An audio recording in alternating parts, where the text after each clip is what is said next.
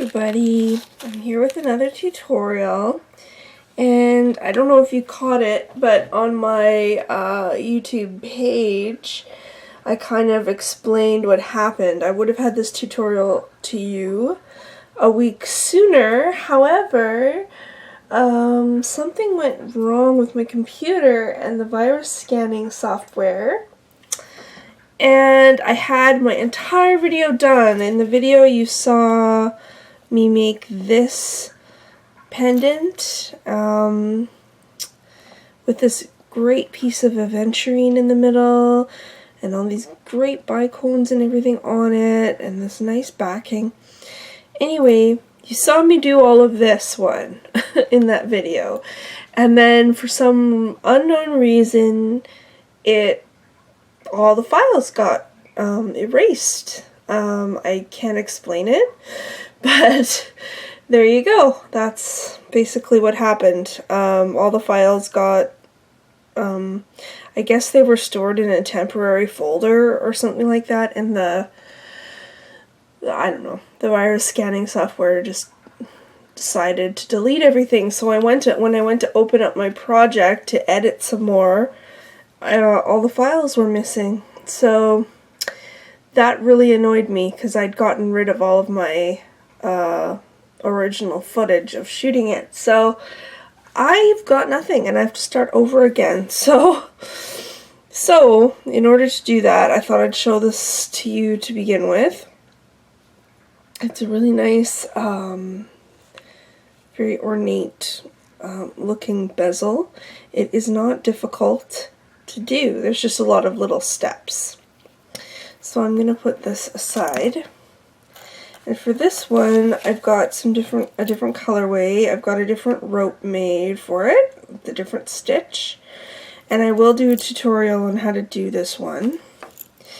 This first one is just a simple spiral rope.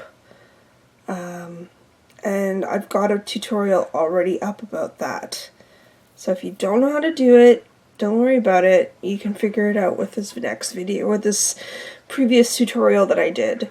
And I will put a link to it in the description box.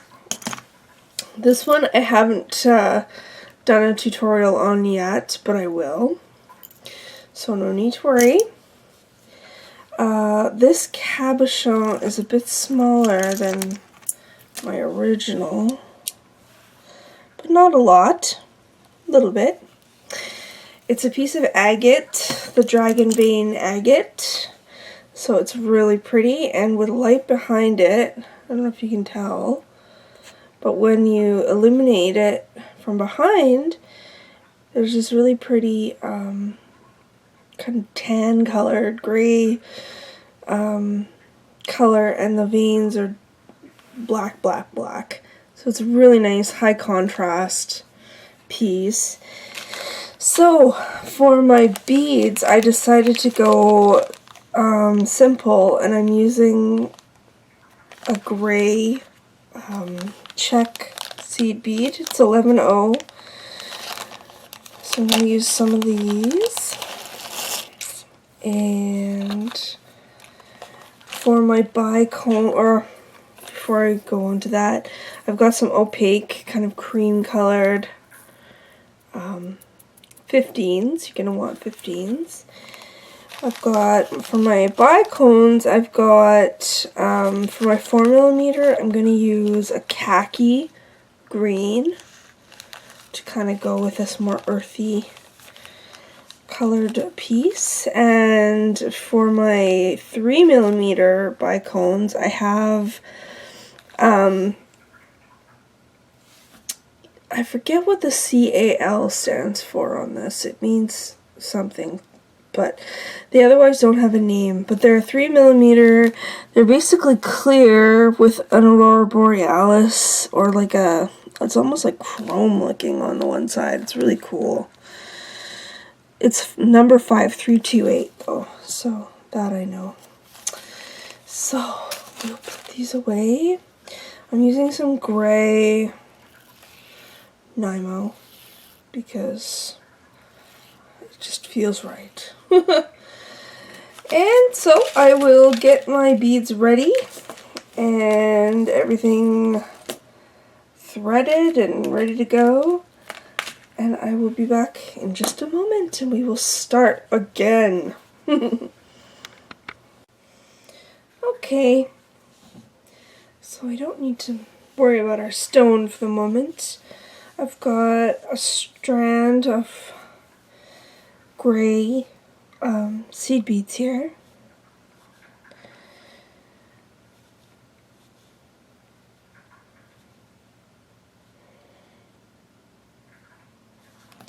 So I'm going to pick up 8 of them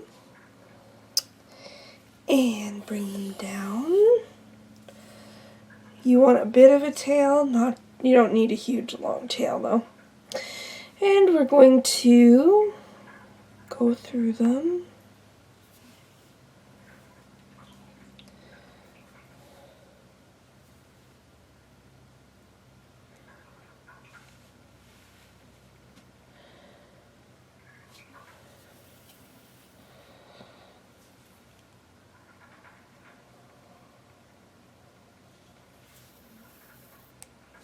Like this, and up like this, so it's nice and easy to carry on. Alright, now we pick up 6 beads. 1, 2, 3, 4, 5, 6. Now, bring us in a bit closer.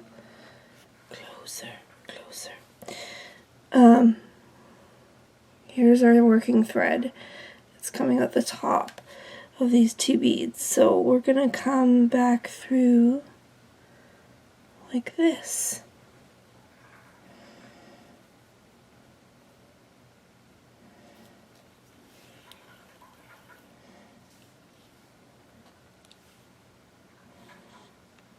Okay, and then we're going to come through these 2, which are the top of the unit, and then go down through these 2.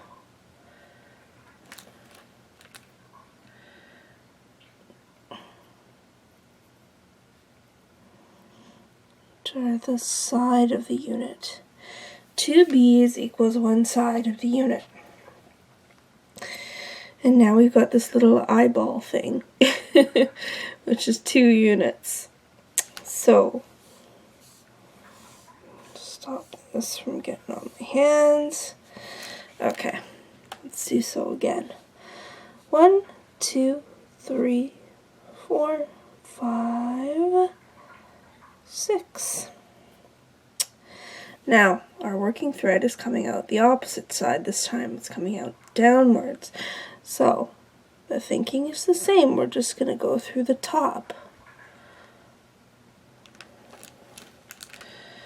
and pull down like this. And then we are going to go through this too, which is the bottom. I know it's hard to see it right now because my thumb is holding everything in place. Up these 2. There, now we have a third. So 1, 2, 3, 4, 5, 6. Now, working thread is at the top again. It alternates with each unit, you'll see. So we're at the top. Now we have to come up through these 2 beads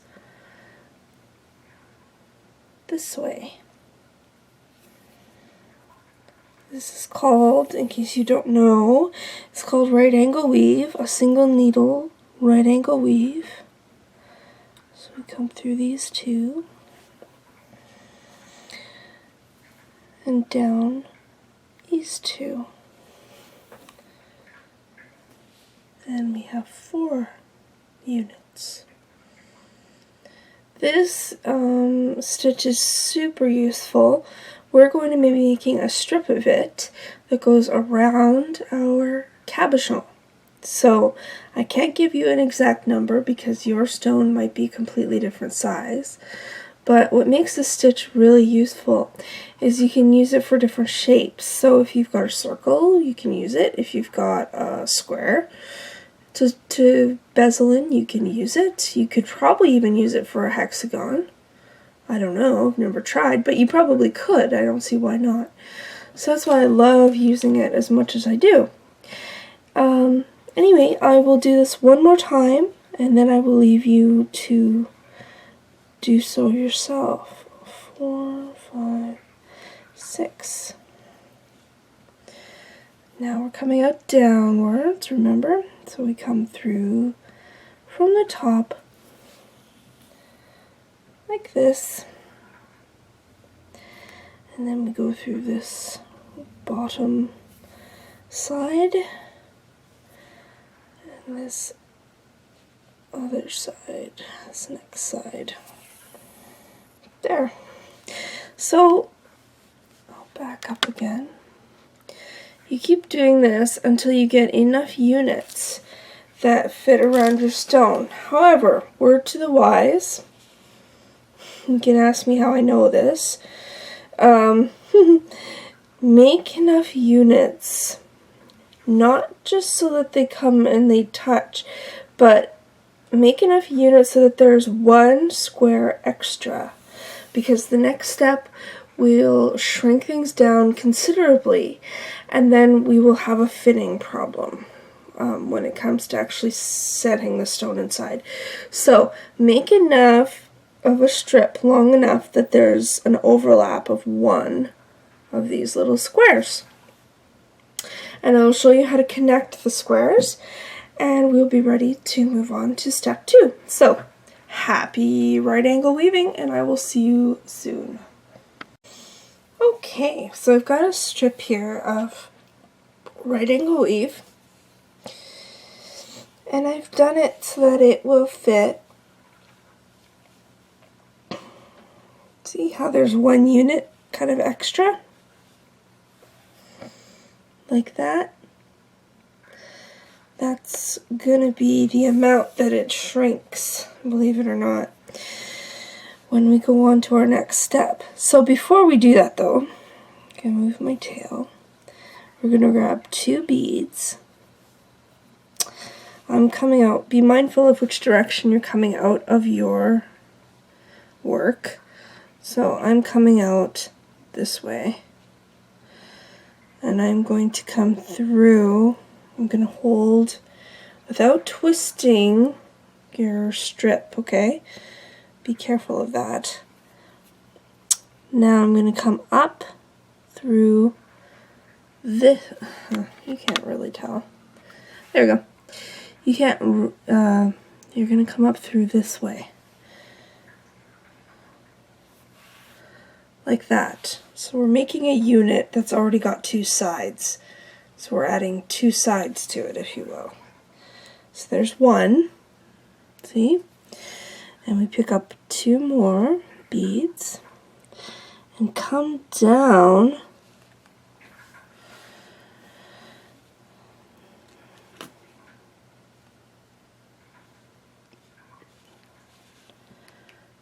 sometimes it can be picky. There we go.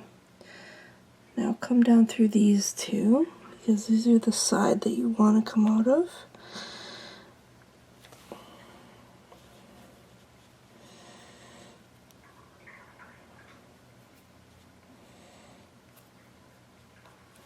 If it's snug, you might need some pliers like that. And pull. And there you have your last unit, and it connects the ends. So now I'm just going to reinforce, because it's going to be loose there, and we don't want that. These are my really old needle nose pliers. Those were my dad's pliers years ago. Okay, so now I'm going to come to the back. We're going to work on the back side now. I like to keep my tail on the back, just so that I know where I am.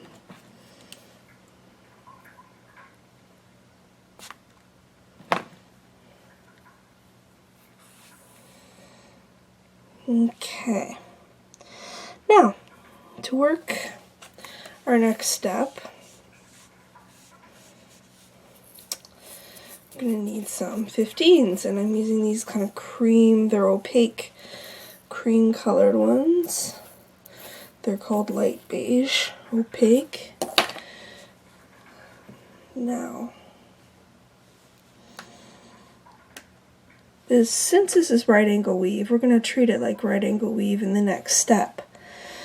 That means all stitches need to be made at right angles to each other, okay?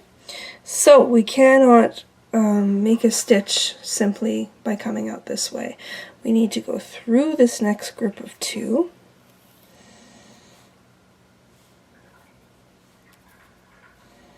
Like that, so that it looks correct.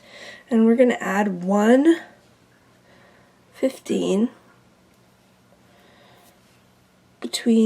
in the gaps there. It's around my finger. There we go. So we have that. Okay, so that's all you're going to do. All the way around. And this, interestingly, shrinks everything down quite a bit. Like I say, you'll lose about 1 unit in size. It's the first time I did this setting, I couldn't believe it, and I had to take it all apart. There we go. See? So that's all you're doing. 1 15 between each of the groups of 2 beads on this side. So just do that all the way around, okay? And I will be right back momentarily. Alrighty. Pardon me. So, we've got all of our cream beads added in, okay? And I've just stepped on through the first cream that I added. And what we're going to do for step 2 is pick up 3 15s and go through the next 15 and pull, and you'll get your little picot. And if you know anything about netting, that's what this is. It's simple netting on the back. It's my favorite way to do this. So 3 beads, go through the next 15. 1, 2, 3. Through the next 15.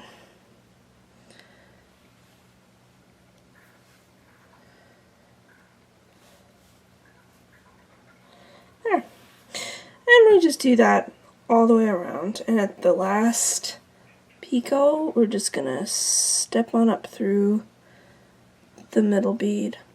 So that's what I will do when I come back. See you shortly. Okay, I'm on my last picot.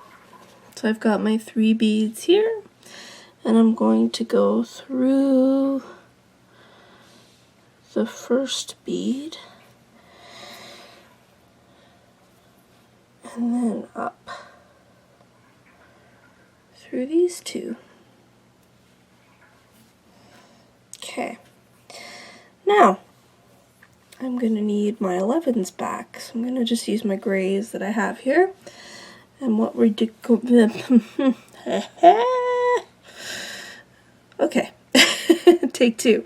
What we're going to do here is we are going to go from point to point. So take 1 11 and go through the middle bead of your next stitch. See? So 1 11 and through this bead. if you want to think in terms of peyote, it's kind of like your up beads. You'll see them more readily.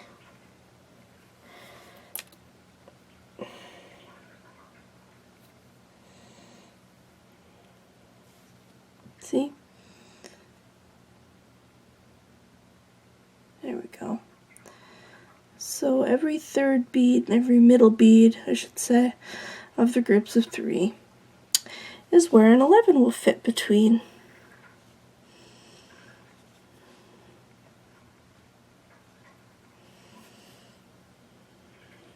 Like that.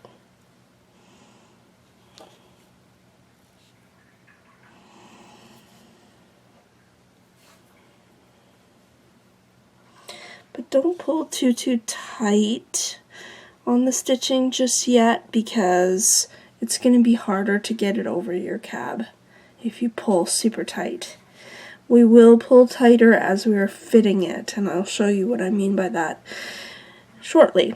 So anyway, go around, add your single 11s through everything, and I'll show you what to do next. Okay, now I've got all my gray 11s placed where I want. So I've gotten out some black, matte black 11-0 Delicas, and that seems kind of funny, but it's a good row to use to tighten everything up back here. So we're going to do the same thing that we did before. We're going to take one Delica and place it between the grays, like so, you see.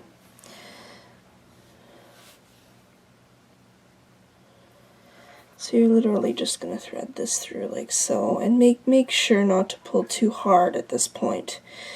That comes when we go to fit everything.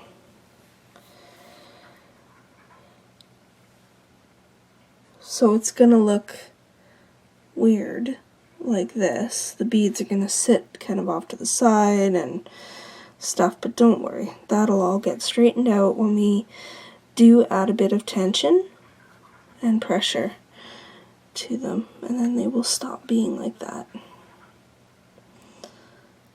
So through our grays, we add one Delica, like that. Okay, and I will be right back when I'm all done that. Okay, so I've got all my black Delicas added in, like that. Okay, so that's going to be the back of our setting. Now, you've been so good at not pulling all the beads tight, so now as you see, you can start pulling and it starts to take a shape, right? Now, here's the way I like to do things. I like to sort of set the cab in and pull a little bit, and then kind of, it's the best analogy I can think of. I don't know if any of you out there sew at all, but it's kind of like when you're gathering fabric with a running stitch, and you've done a running stitch and you pull and it kind of gathers the fabric together. It's sort of like that, because that's ultimately what we have done in the beading realm, is we've just done a running stitch all the way around a couple of times. It's just a straight line. And the way I like to fit it, it's almost like fitting a person with a dress or something. You kind of have to hold the stone, or whatever your cab is, in place. And I'm going to back up a bit so that you can have some perspective. Hold it and kind of make sure that your initial strip that you made of right angle weave is at the base of your cab. The rest of it can kind of flutter up here in the breeze. We're not worried about that right now. We're just trying to get the base cinched so that it'll want to cooperate. And it looks like it will. It's always a little bit hair-raising at times when you do this, because you think you've done it all right, and then sometimes it doesn't work. That's the art, I guess, of doing this.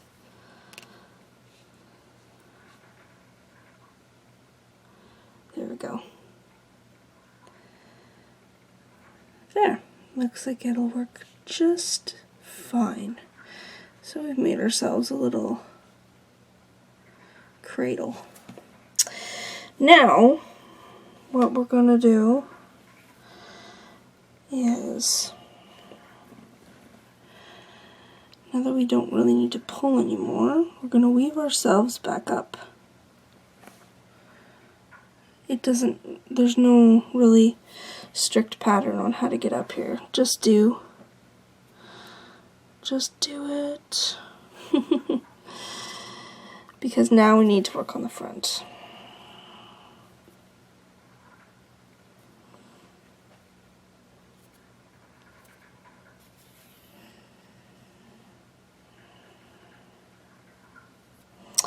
And go through. I'm sorry to keep moving your view like this, but there we go. Go through these. I'm right-handed, so I like to work this way. If you're left-handed, you might prefer to work this way. You have the option of deciding which direction you wanna go. So for me, I'm gonna go this way. So that's why I put my thread through this way. And we're gonna grab our cream 15s. Not that one though, because it's a funny shape. And we're gonna add a few like this, just like on the back. We're going to add 115 between each pair of 11s.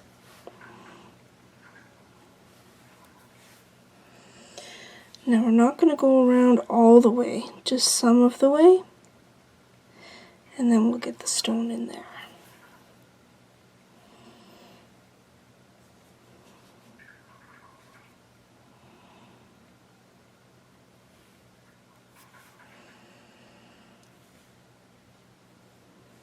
Got 4 right now.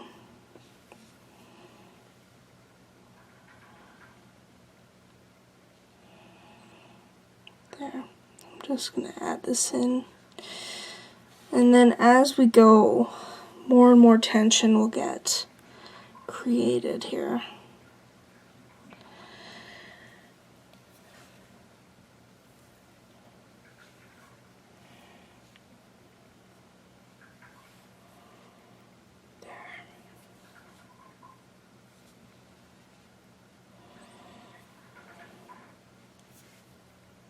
Oops, I picked up 2.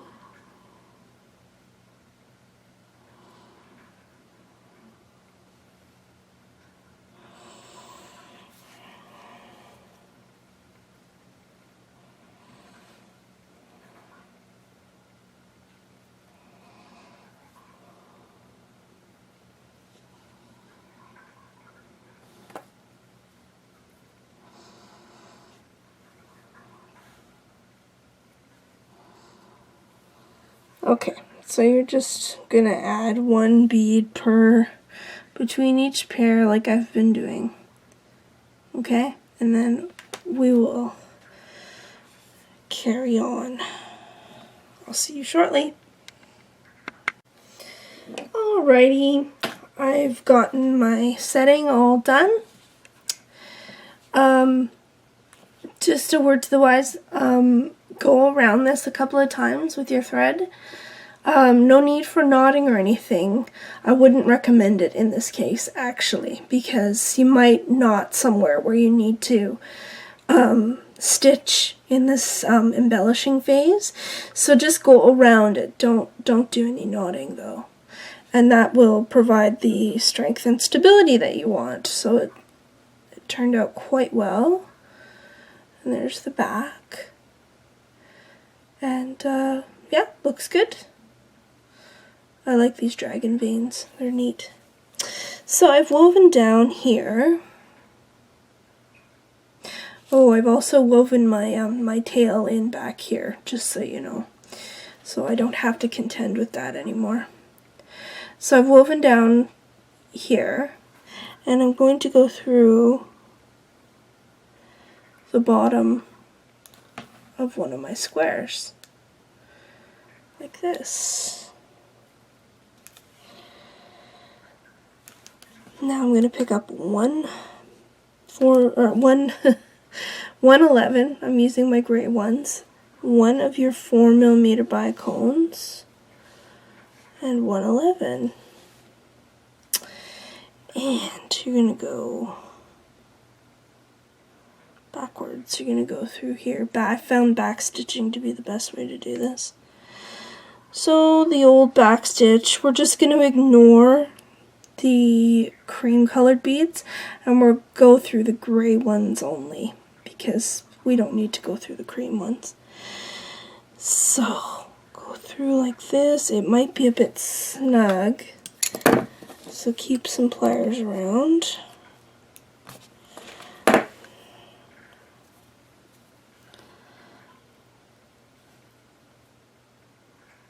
There.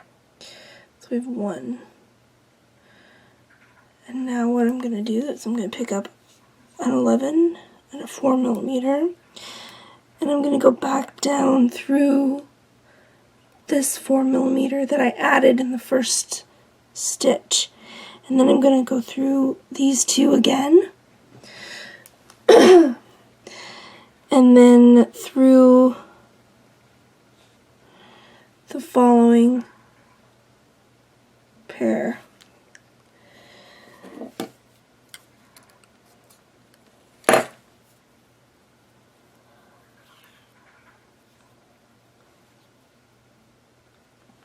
There. Now we have two. And then with adding the 11s adds some security to the, because these are sharp, as I'm sure you know. So we don't want, you never really want, as a rule, to have just your bicone against your thread, because that will often result in cutting your thread, and that is not a fun thing to deal with. Sometimes you have to go through one part at a time, so I'm adding my third, but I'm going through the second pair of gray, like that.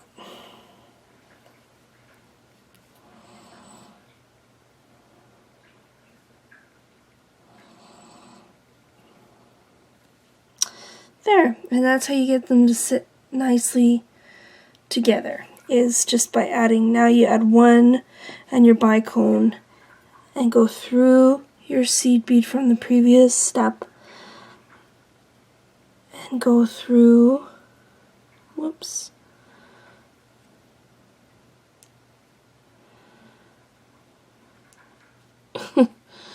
go through, please. Sometimes these are tricky. From the reinforcing and stuff that you've done so far. Ugh.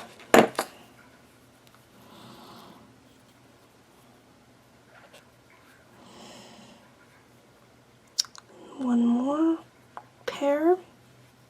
There. And this is how you do the first part of the embellishment. Like that. So go all the way around. and I will show you what to do for the final stage of embellishment, and then we will make a bail, and then we will put it on our rope, and we will be done. So I'll be right back. Okay, now I'm on to my last 4mm bicone that I need to add. So I'm coming through, I'm still backstitching, and I'm coming through, after adding this one, through here. And I have had to use my pliers a fair bit on this because of all the reinforcing. Alright, now I need to thread this again.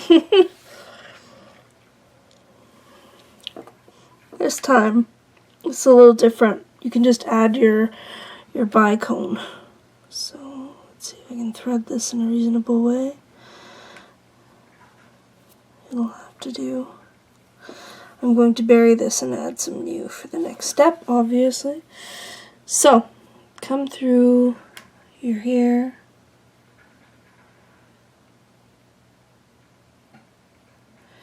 And then add your last bicone. And then come back through where you backstitched from. Oh, it's tough around here. Please don't break. Good.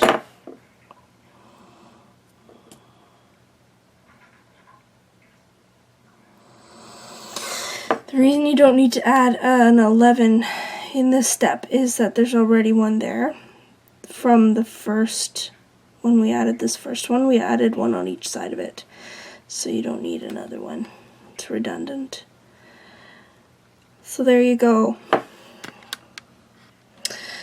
So I've got my khaki colored green bicones all the way around. And now what I'm going to do is I'm going to put away my this stuff because I don't need it anymore. String on some new thread. Find your 3mm that you want to use, and some 15s that coordinate with everything. And then we will add our last step of embellishment. If you wish to, at this point, you could stop. It's pretty on its own like this. But I thought, let's add something a little extra. Why not? I've been feeling inspired by my Italian and Eastern European friends on Facebook that are bead weavers, and they do amazing things that are really ornate. And I thought, well, my things are pretty simple by comparison, so why not stretch my limits a little bit here and see. So anyway, I will get set up for the next part. I will bury this thread and add a new one, and I'll meet you back here. See you shortly. Okay, I've added my thread and I've gotten my new beads all straightened out. So what you want to do is make sure your working thread is coming out of one of the gray beads that you added as a in between all of these 4mm. And then what you do is you pick up 15. I've just got a clear AB. One of your 3mm. Mine's awesome. It's kind of hard for you to tell, but it is awesome. And another 15. And then what we're going to do is we're going to orient these upright. So you go ignore this 15, the cream 15, and go through these two beads here.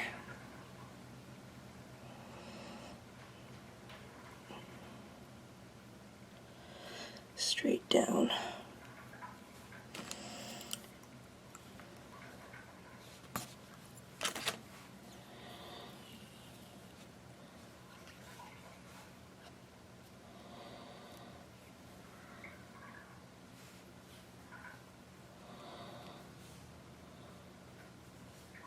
Oh, there we go. There. See how that stands upwards, and these ones are going this way?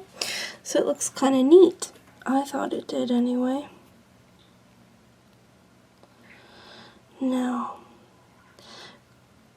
to make it easier on yourself, you can go through the 4mm bicones and then through the 11 in between, because there are so many passes through everything right now, so it's hard to get through some of the stuff. So if you can get around that, then go for it. Okay. So, yeah, go down through, focus this middle bead here, and then through these two from our original strip of right angle. Oh, it's getting difficult now.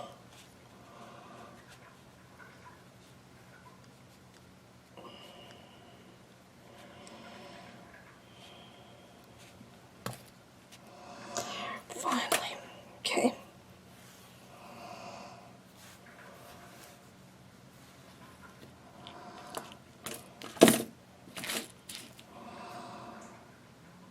Okay, so now we can go back to what we were doing. 15, a 3mm, and a 15.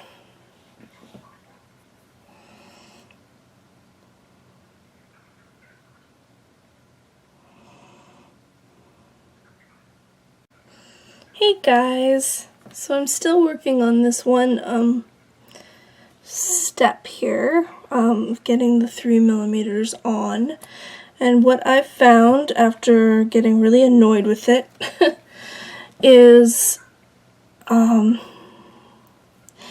best way to do this is to, when you're going to pass over to the next space for a crystal, is, like I said earlier, go through your 4mm, because these beads are consistently full. Okay, whew.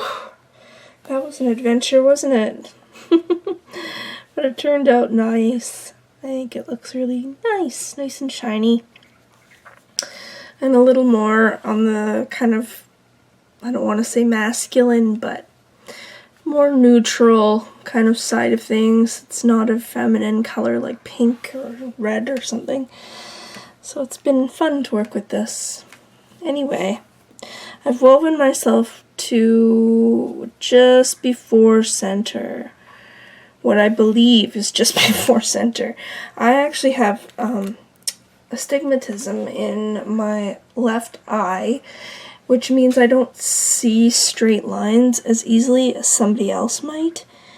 And I didn't realize that until I was in high school and I had tried to type something with a typewriter. Believe it or not, yes, I used a typewriter. And my teacher happened to notice that I had typed crooked on the page. I had no idea. Until she saw it. She's like, that's crooked. Do it again. So, okay. I'm gonna weave up to this bicone because that's gonna be easier. And I'm just gonna do the old straight test. Is this straight or not? So just give me a minute here. Yeah, it looks like it's hanging straight. Okay, so I'm just gonna do a simple right angle weave here, like I did originally. So let's go through this. I've got 6 11s on my needle, by the way, in the same gray color that I used before.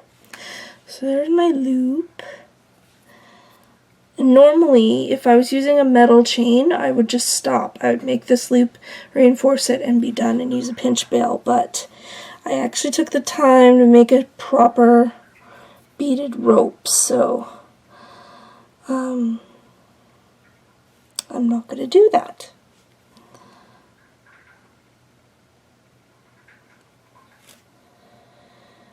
Okay, so 1, 3,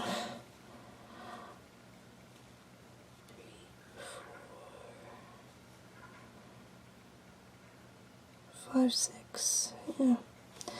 6 more, and we'll go down through this way, just like we've always done with right angle. I know some people have the trouble to getting their head around it, but it's a good stitch to know, really good one to know.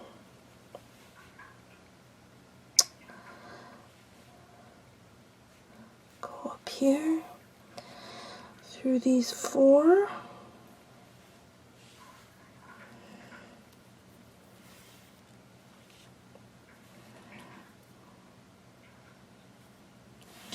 Okay, now you're going to do that over and over until you get to the size that you need for your bail.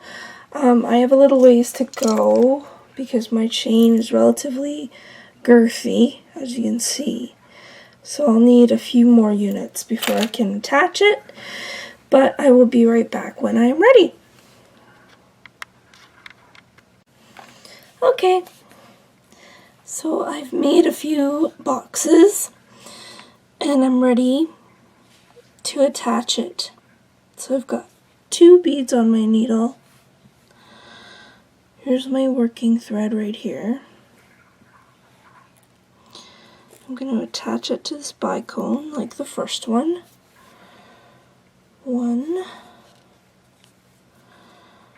And then here's my other 2 beads for the other side.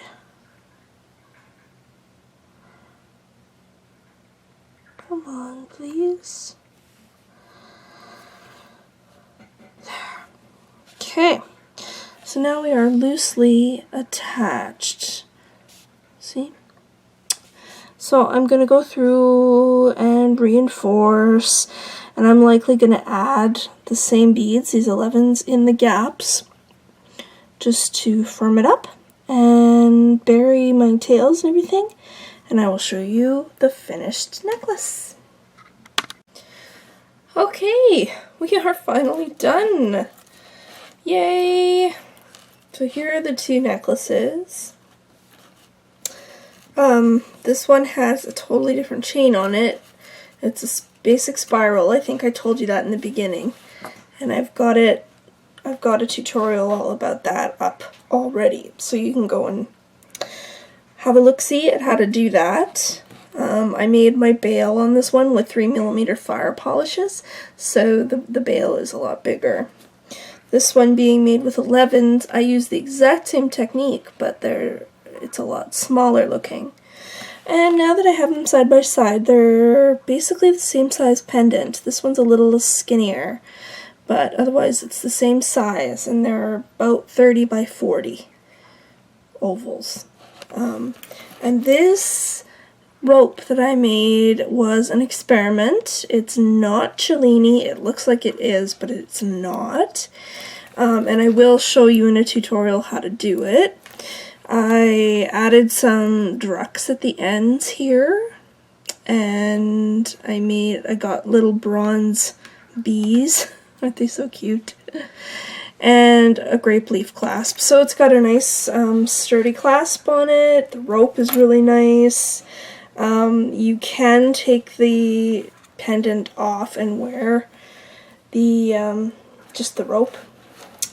So yeah, they are awesome. I really enjoyed making these, even though they were hard at times, like you saw, to get these crystals to do what I wanted them to do, but with a bit of finesse and a bit of care and time, it all came together. So I hope you enjoyed watching. I will be making more videos and hopefully not having so many technical difficulties in the future because that would be a shame. Anyway, If you want this channel to grow and thrive, please don't forget to like and subscribe. And I will see you very soon next time.